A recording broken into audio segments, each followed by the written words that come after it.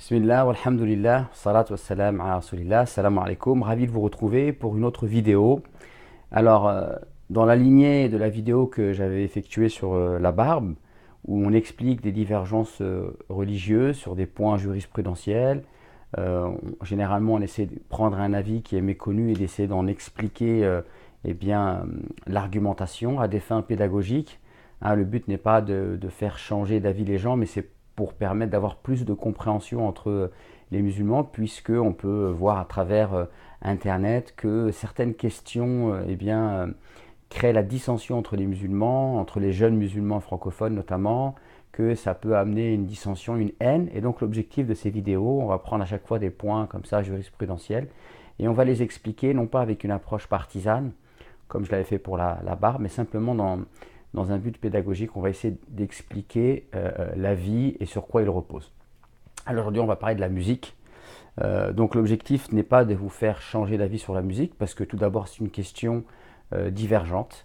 Il y a une majorité de savants qui interdit l'utilisation des instruments de musique, si ce n'est le petit tambourin lors d'un mariage. Donc cet avis-là, il est tout à fait respectable, mais ce qu'il faut savoir, c'est que c'est une question divergente, donc il y a beaucoup de savants pour qui il est tout à fait permis d'écouter de la musique avec des instruments de musique, tant que la musique ne comporte pas de choses, de paroles obscènes ou d'invitation au péché ou à la perversité. Donc pour plus de compréhension, on va essayer d'expliquer sur quoi repose cette vision, cette approche qui considère qu'il n'y a rien qui interdit les instruments de musique en islam. Alors déjà, ce qu'il faut savoir, c'est que quand on parle de la musique, on parle bien de la musique avec des instruments, puisque tout ce qui relève des chants, qu'on appelle les anashids, pour l'écrasante majorité des savants musulmans, cela ne pose aucun problème. Ils étaient présents à l'époque du prophète, alayhi wassalam, et donc la vidéo ne porte pas sur cette question-là, mais elle porte vraiment sur l'utilisation des instruments de musique. Alors, tout d'abord, la réflexion de la minorité de savants qui autorisent les instruments de musique, c'est de dire que la base, l'origine dans tout ce qui n'est pas religieux et cultuel, mais tout ce qui relève de la vie profane et de la vie mondaine, c'est que tout est autorisé jusqu'à preuve du contraire. Tout est autorisé jusqu'à preuve du contraire. C'est-à-dire que un vêtement, une nourriture, un loisir, tout est autorisé jusqu'à preuve du contraire. Donc celui qui veut nous interdire quelque chose, c'est à lui de nous apporter une preuve. Donc jusqu'à preuve du contraire, la musique est autorisée. Deuxièmement, c'est de dire que le terme musique n'est pas cité dans le Coran.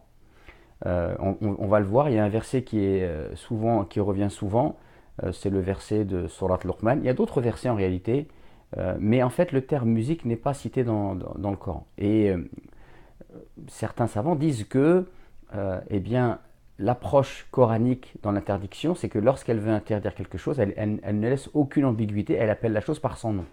Il n'y avait pas de cochon à l'époque du prophète, et le Coran est venu l'interdire en appelant ça al-khinzir. Donc, le fait qu'on ait besoin d'interpréter un verset pour interdire la musique, pour ces savants-là, prouve que ce n'est pas l'esprit du Coran et ce n'est pas l'esprit de la Sharia que de ne pas citer une chose, d'autant plus que la musique, on retrouve ça dans tous les peuples, on retrouve ça dans toutes les sociétés, dans toutes les cultures. Donc c'est étrange que Allah va interdire une chose sans la citer par son nom. Et en ce qui concerne les hadiths, tous les hadiths qui sont utilisés pour l'interdiction de la musique sont discutables du point de vue de l'authenticité pour ces savants-là. Pour les autres, ils disent qu'ils se renforcent mutuellement. Et il y a un hadith qui est rapporté par Al-Bukhari. Et celui-là, on verra en fait que les savants divergent sur la manière de le comprendre. Et on va le voir aussi assez rapidement. Donc, tout d'abord, le verset connu, c'est le verset de Surat Luqman. Lorsque Allah dit وَمِنَ النَّاسِ مَنْ يَشْتَرِي لَهْوَ الْحَدِيثِ لِيُضِلَّ عَنْ سَبِيلِ اللَّهِ بِغَيْرِ عِلْمٍ وَيَتَّخِذَهَا هُزُوًا. Donc ici, Allah Azza wa Jal parle dans Surat Luqman que il y a des gens qui achètent lahwa al-hadith. Donc lahwa al-hadith, c'est des paroles, du verbiage futile. D'accord? Et les savants qui interdisent la musique ont donné comme explication de l'ahwa al-hadith, ils ont dit c'est la musique, et se sont basés notamment sur la parole de Abdullah ibn Mas'ud qui a dit c'est le rina. Les autres rétorquent qu'en vérité ce afar de Abdullah ibn Mas'ud est faible. Et donc l'ahwa al-hadith, ici, bien voilà, c'est une interprétation du verset qui amène à comprendre que c'est la musique, mais c'est pas un terme, le terme musique n'est pas cité clairement dans ce verset pour pouvoir l'interdire.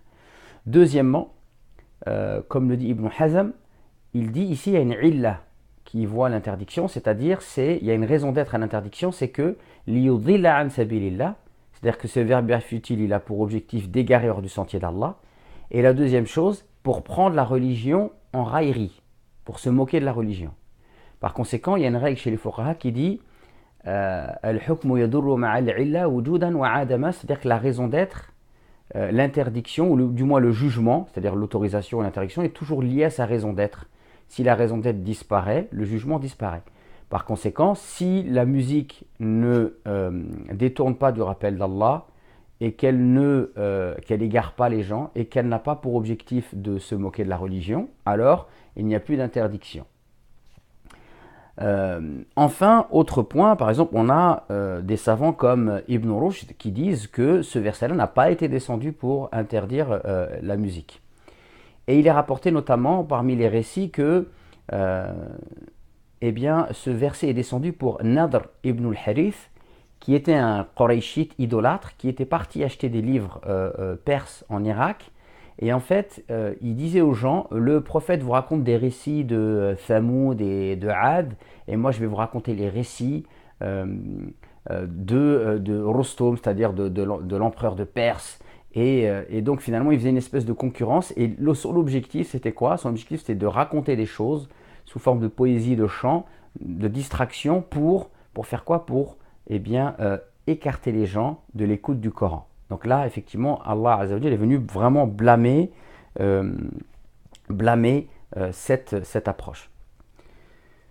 Ensuite, donc voilà, pour dire ici que ce verset-là, voilà, c'est finalement, pour ces savants-là, c'est très discutable et il n'y a rien ce n'est pas une preuve suffisante pour interdire les instruments de musique. Maintenant, il y a un hadith qui est rapporté par le Bukhari, dans lequel le prophète sallam dit « Il va venir un temps où des gens de ma communauté rendront licite l'adultère, la soie, le vin et les instruments de musique. » Alors, ici en arabe, c'est « al-ma'azif ».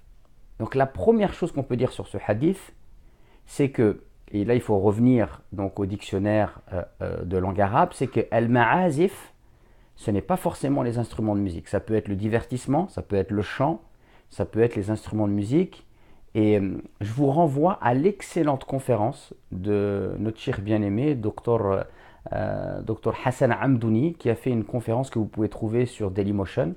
Vous tapez Hassan Amdouni, la musique, et sur Dailymotion, vous allez avoir toute une conférence de plus d'une heure sur le sujet. Et donc, il aborde ce point que dans la langue arabe, le ma'azif, ce n'est pas forcément les instruments.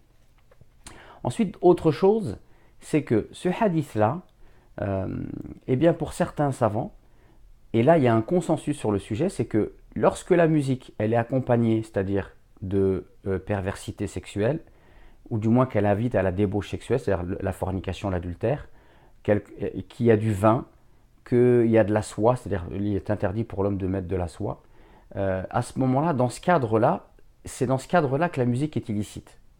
Donc voilà une compréhension, il y en a d'autres, hein, une compréhension qui finalement ne rejette pas le hadith, mais qui dit que ce hadith-là interdit un type de musique dans un contexte, mais on ne peut pas le généraliser à toutes les musiques. Vous savez bien aujourd'hui qu'il existe des musiques assez sophistiquées, des chanteurs comme Maher Zain, qui font une musique artistique, qui chantent sur le prophète, et donc il n'y a pas ces histoires de perversité sexuelle, il n'y a pas ces histoires d'alcool, c'est des chansons avec des instruments de musique. D'ailleurs, il y a les versions sans instruments qu'avec les voix, qui chantent, qui célèbrent les nobles caractères du prophète, qui prient sur le prophète. Ah, j'ai cité Maher Zain, j'aurais pu citer Sami Youssouf ou d'autres. pour cette tendance-là également, ce qu'il dit, c'est qu'on a des hadiths, on a une multitude de récits où on sait qu'il y avait du chant et même des instruments qui étaient utilisés à l'époque du prophète, puisque il y avait lors de mariage eh bien, des chants et on tapait sur le tambour. Bien évidemment, à cela, l'autre tendance qui interdit les instruments de musique disent qu'il n'y a que le tambour qui est autorisé. Néanmoins, la discussion elle est possible. Ceux qui restreignent, sur la base de quoi peuvent-ils restreindre? C'est tout un débat scientifique entre les savants. Et enfin, on sait qu'il y a beaucoup de savants de grandes sommités hein, qui ont permis l'utilisation des instruments de musique, comme Ibn Hazm, qui est un savant du 5e siècle, comme donc Tahar ibn Ashur, le grand savant tunisien, on peut le voir hein, dans son ouvrage où c'est en fait une explication, une exégèse du Coran, Al-Tahrir ou Tanwir de Tahar ibn Ashur, qui est un savant qui est mort en 1973. L'imam Shawkani, un savant du 13e siècle de l'Hégire, d'accord, bon, pas très loin, qui est une référence chez nos frères salafis, dans son Nail al-Awtar. Vous avez bien évidemment un savant du 5e siècle qui s'appelle l'imam al-Ghazali. Et on pourrait même développer, parce qu'il y a même d'autres positions, comme une position de Cheikh Farid al-Ansari, rahimahullah, qui voit que la musique, elle est autorisée, mais qu'elle ne doit pas être un métier, qu'elle doit être quelque chose de secondaire, etc. Donc voilà, tout ça pour dire que la question est ouverte.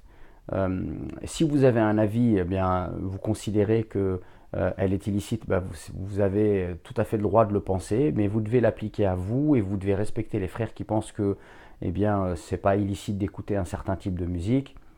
Et pareil, celui qui écoute un certain type de musique ne doit pas eh bien, déclarer que ceux qui se refusent à écouter les instruments de musique sont des extrémistes. C'est des questions juridiques sur lesquelles, eh bien, au contraire, on devrait plutôt avoir une approche non pas partisane et idéologique, mais une approche scientifique et objective.